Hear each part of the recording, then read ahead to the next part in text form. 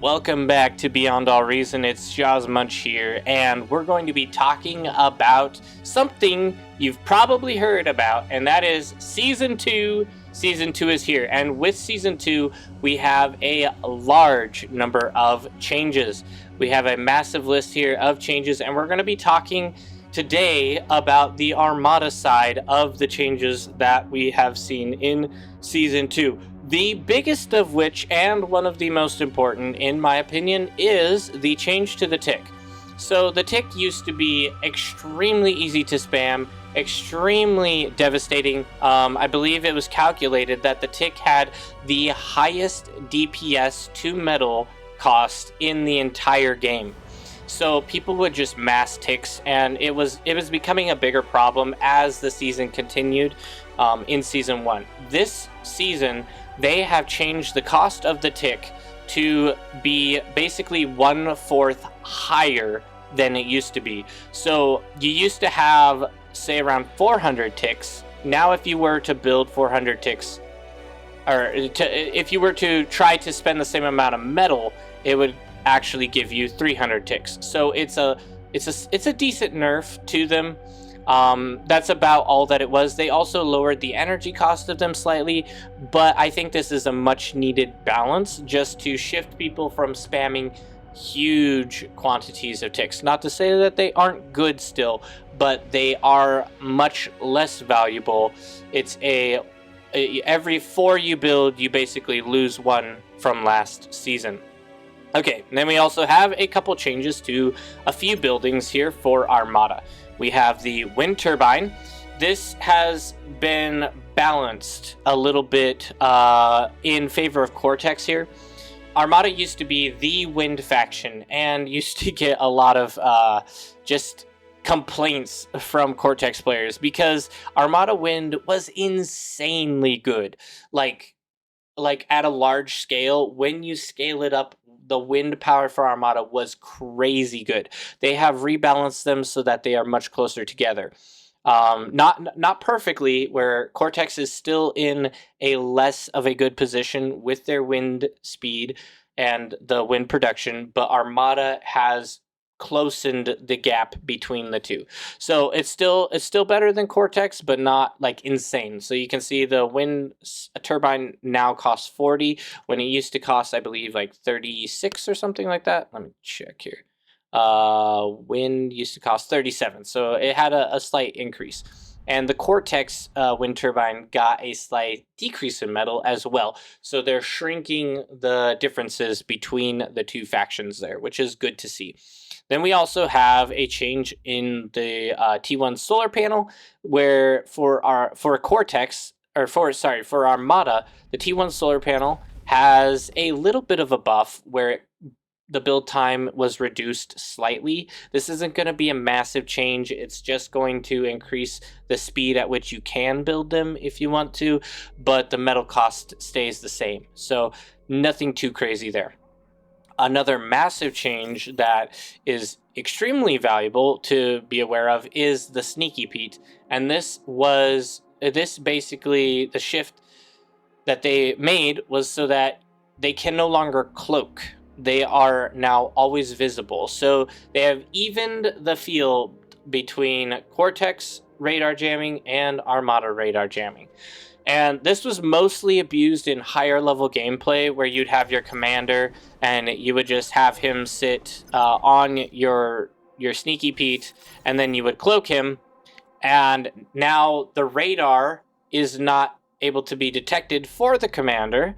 And so the commander is able to just sit here. And then the Sneaky Pete is also not able to be detected. And anytime any enemies would come into range, the commander will just degun them. And it was pretty overpowered and extremely strong. So it's a good change to see. I think that is good to see, especially for T1 realigning the factions to be a little bit more even and not give someone a little bit too much of an extra edge. Next up, we have the advanced solar panel. This received a good change in my opinion. I'm not sure yet how effective this shift will be, but the advanced solar panel received a slight buff. this season.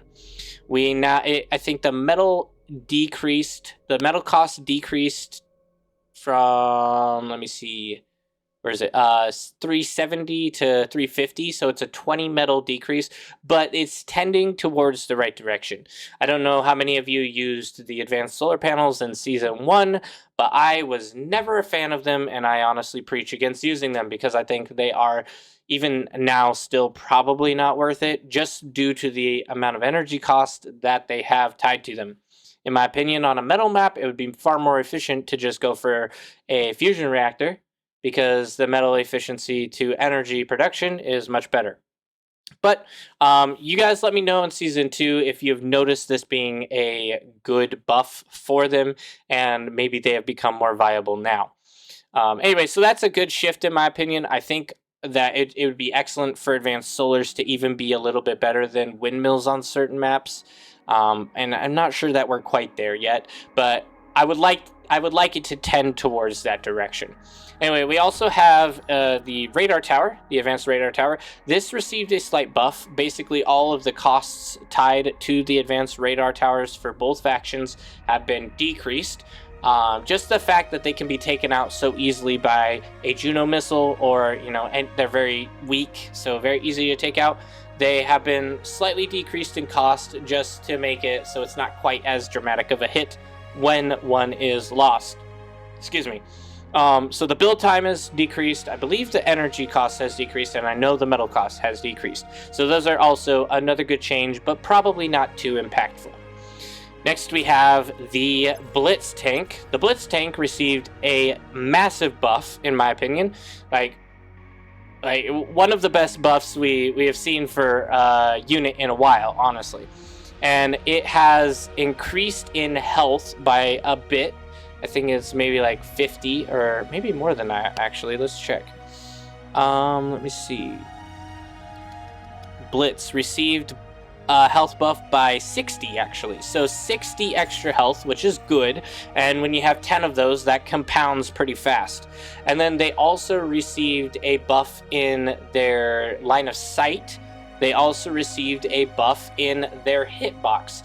So when you used to have like 7 or 8 of these and you're charging through, getting ready to attack something, you would shoot and attack your opponent, but you would also hit your own tanks. And so the hitboxes were shrunk on the Blitz tank to make it so that in groups they're able to attack more easily without damaging each other. So this is a very big buff. I think we're going to see the Blitz tank really coming in strong this season.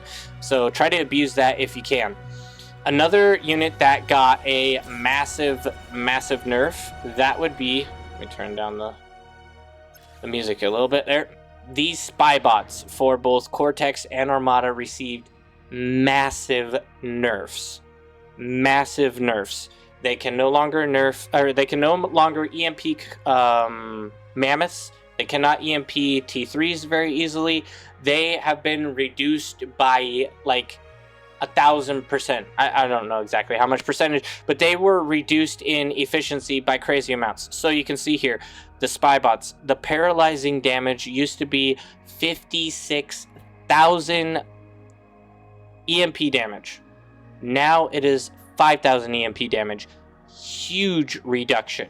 So you're going to see some units, maybe to your surprise, will not be affected by the EMP stun. So be aware, you may need like 10, 7, 5, however many EMP bots. You might need a handful in order to actually take out the unit and stun them, so that you're able to take it down. So massive nerf, honestly, probably needed, because they were very, very strong last season. So we'll see how that plays out. I think they're still going to be quite usable, but with some of the heavier T3 units and T2 units even, they're going to struggle against them. All right, next we have the Pincer. This had a vision increase. So it now has a larger sight radius, which you can see it's quite large. So it's a very good scout at this point. It did not used to be quite as good. And then it also had a buff when it comes to the turn radius. So now the turret is able to actually turn quite fast, where before it was a little bit worse than that. So it's going to be able to attract smaller units like ticks and pawns a little bit easier than it used to.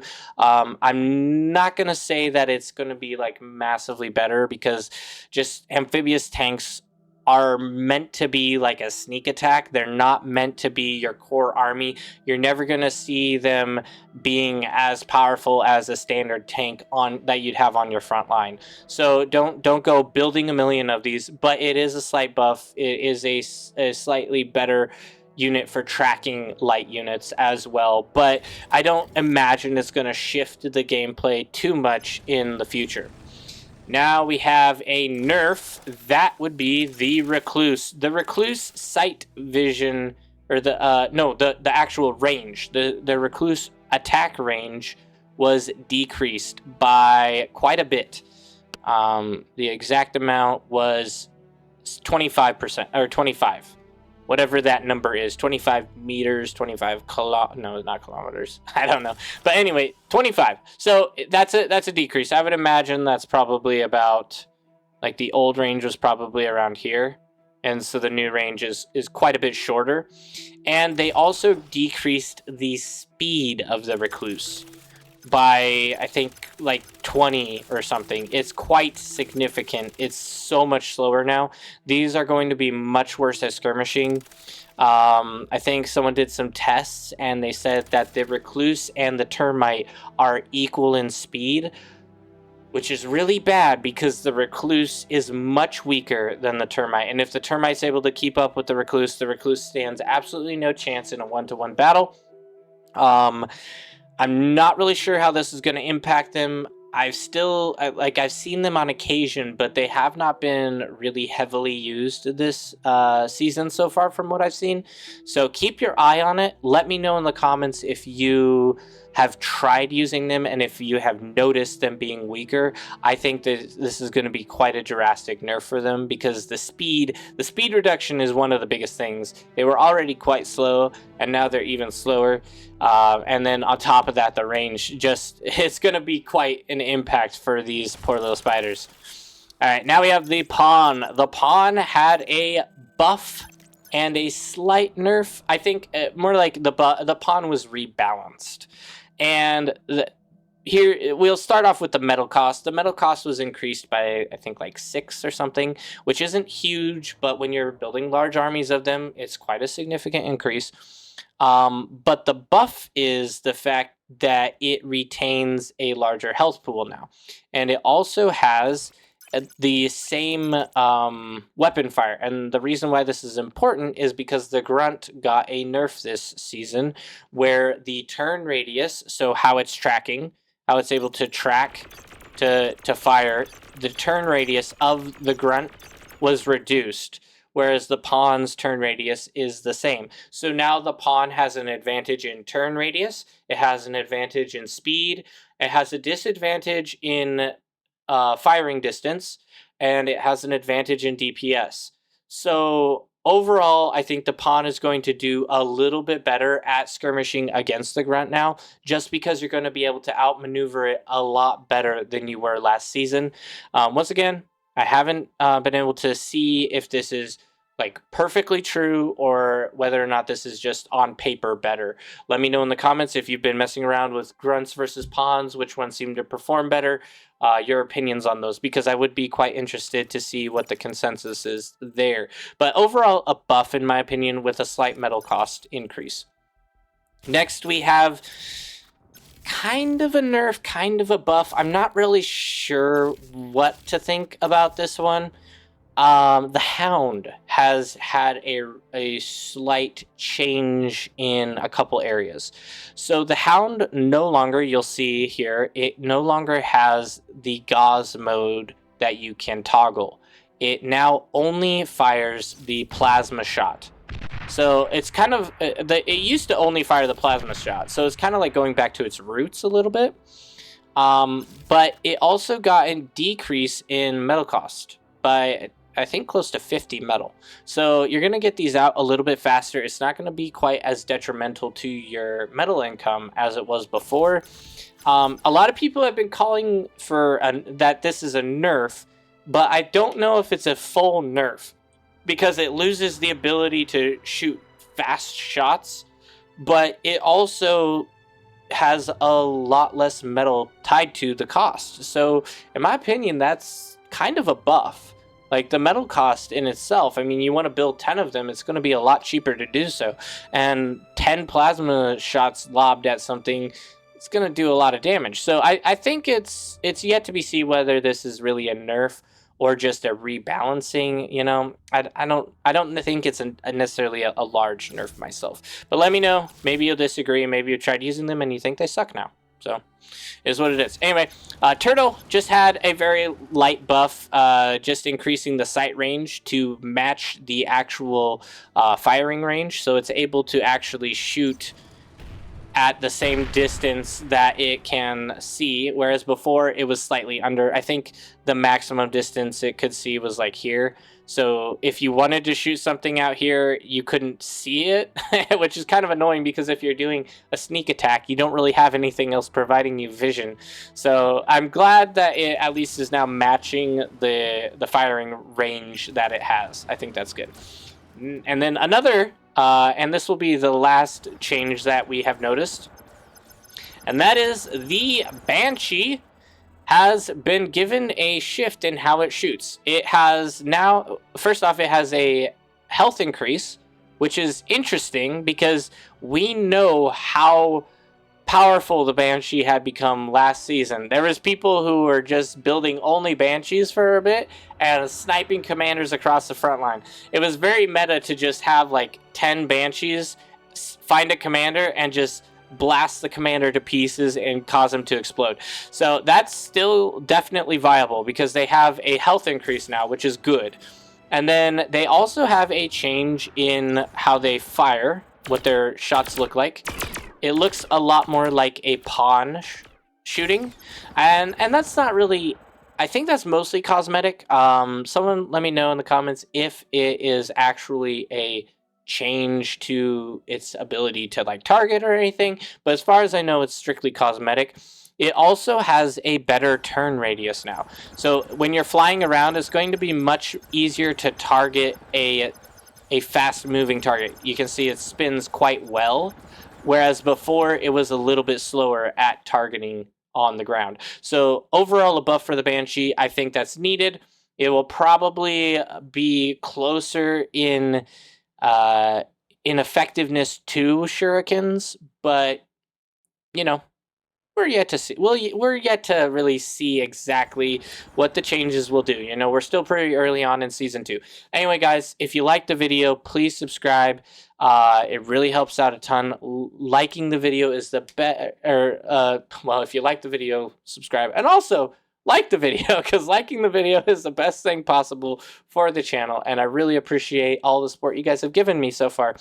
And I'm going to continue to make Beyond All Reason content and do my very best to keep you guys up to date with all the changes and shifts in the meta. So appreciate y'all, and we will see you guys on the next video.